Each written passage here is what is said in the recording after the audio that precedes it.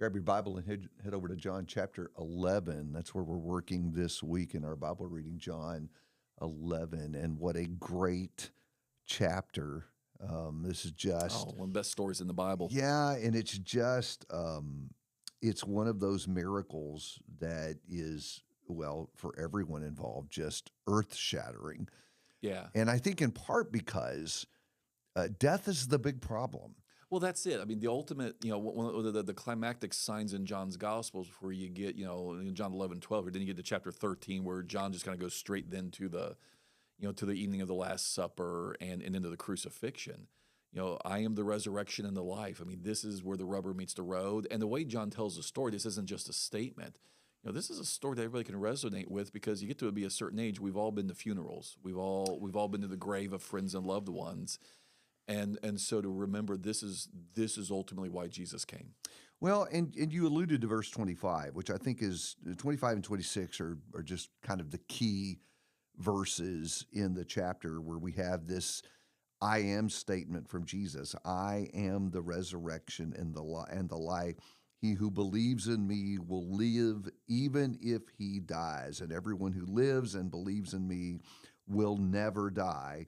Do you believe this? Right. And that is, it's the fundamental human problem for all Right. the other religious controversies encountered along the way in John. The ultimate problem humanity has is, the expiration date. We're going to die. Right. And what do we do about the fact that we're going to die? And this guy comes on the scene who not only says, I can give you life, but now dramatically, literally gives life to a rotting corpse. Yeah, and that's details that we sometimes miss for the familiarity of the story. But when Jesus says roll away the stone, and they're worried about he's been dead several days, and he stinks. Right. Just to emphasize, John wants those details in there to emphasize. This is not, in the emergency room, the guy's just been, somebody's just coded, the doctor just pronounced him, and Jesus comes walking in, so maybe there was still a little something to be done. He's already decomposing, he's rotting, and Jesus says, and Jesus gives him back life. This is truly a down payment on, what Jesus came to do, the resurrection and at the end, when Jesus comes back the second time.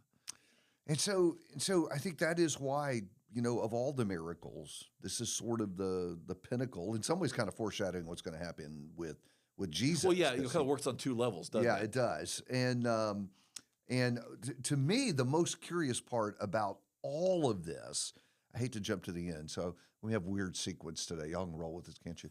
But the reaction of the enemies is so astonishing to me, because you would think that if ever there was going to be an epiphany moment and the enemies were to say, okay, we're wrong about this, okay? Right. And you alluded to this. One thing is clear is that this absolutely happened. This is a miracle. Everyone has seen it. This is for a crowd. There's a stench. Everybody knows he's dead.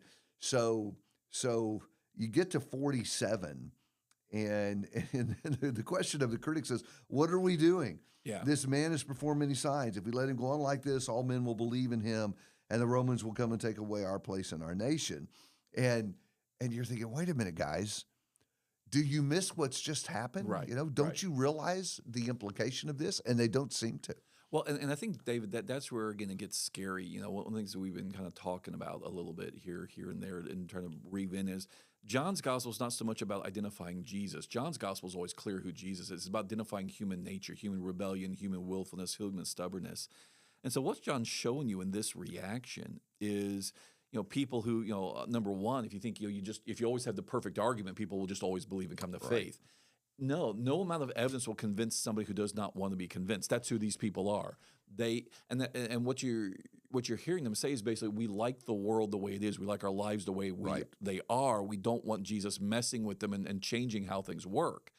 And so we are happy with our lives as they are, in our situation as they are. And so for somebody who's content with where they're at, no amount of evidence, no amount of argumentation is going to change their mind. It's not about always having a better argument. And so the other thing, though, is kind of what you just said. They don't see it. I mean, they do and they don't, right? I mean, they literally know it happened. It's happened. But this is the scary thing that all of us have to remember is you get to a point where, in the hardening of your heart, you've so gotten used to having your own way, doing what you want to do, rationalizing what you want to do, that you literally can see the most blatant, obvious, true thing and still be so habituated in your mind and in your heart to not submit to it, change your life on the basis of it, but to basically get rid of it.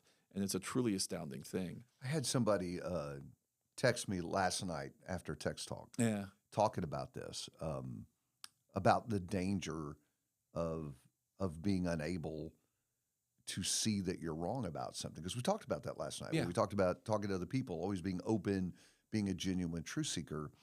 And that's what she was reacting to because she had grown up in religious error. And she said, the key to that was really being willing to be open and to hear what God says and to line up what your experience is and what your thinking is with Scripture. Because it really is possible to get so entrenched in what you've always believed that it no longer is about evidence. Right. And no evidence is going to change my mind. By the way, that's not limited to a religious setting. I think that an awful lot of folks, for example, who embrace evolution, Darwinian evolution, have just been so, closed to only the evidence that affirms what they want to believe, that they're not willing to step outside their circle and look at some of the problems with the theory and Right. some of the difficulties that in fact, since DNA are shouting more and more and more loudly Right. about the theory. And so Right. I just think in all of this, one of the impressive things to me about this chapter is what this sister was saying last night, that it's so important to be not so open that your brain falls out, Right. Right. but open to test the things that I believe. Absolutely. And so what these guys should have seen is, John calls these signs because they are miracles with a message. They're saying something to you. Right. Are you getting the lesson? Right. And at the end of the day, literally, in a sense, they're more worried about what the Romans are going to think if they believe, Right. than about what God might think if they believe. And so that's the thing. And it's interesting, even to me, the way they phrase it.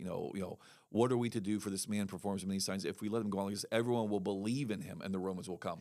As though a guy who could raise the dead can't handle the Romans if the Romans do come. Yes. I mean, it just shows you, though, even though they're worried about believing, but there's this fundamental lack of realization. You can't think outside the box.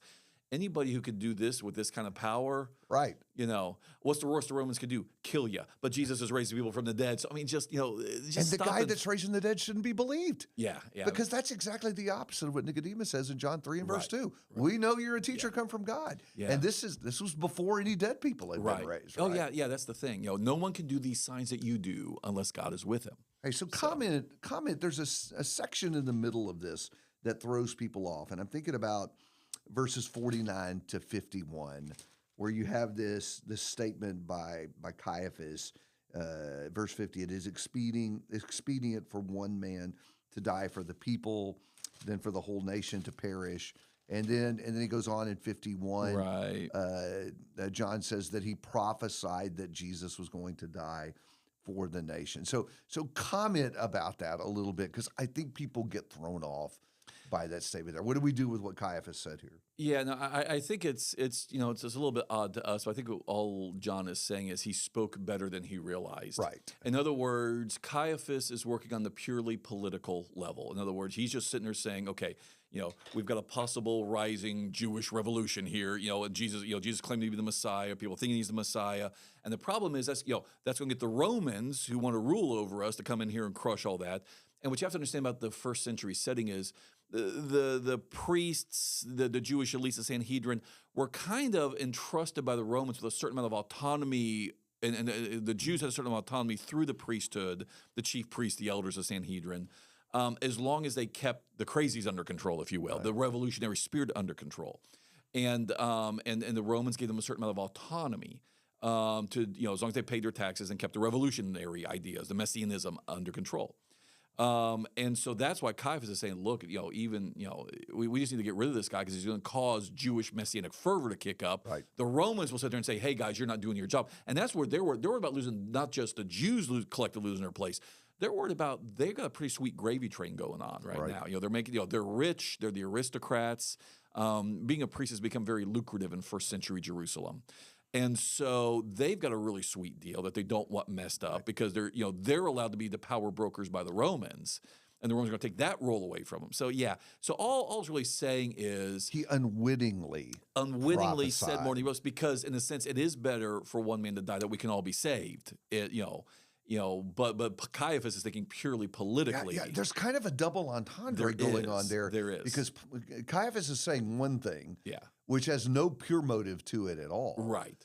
But in saying it, he's actually affirming what is going to happen. And then you have this idea looped in 52, and not the nation only, but in order that he might also gather together into one the children of God who are scattered abroad. Right. That sounds a little Gentile-ish. Yeah, no, that's right. Both Jews who are of the diaspora, as Paul, even in Paul's early journees, right? I mean, he starts in synagogues, Right. as he goes as he goes out into the larger Gentile world. But yeah, then certainly other sheep, who are not of the house of Israel yet, and so now spiritual Jews, not literal Jews. Yeah. That as the New Testament takes that concept of Israel and Israel of the spirit, not just of the flesh, expands that idea as the Gentiles come in. That's right. So maybe the thing to say about chapter 11 and to remember as you're working it this week and talking to your children about it, there are actually really two very significant ideas here.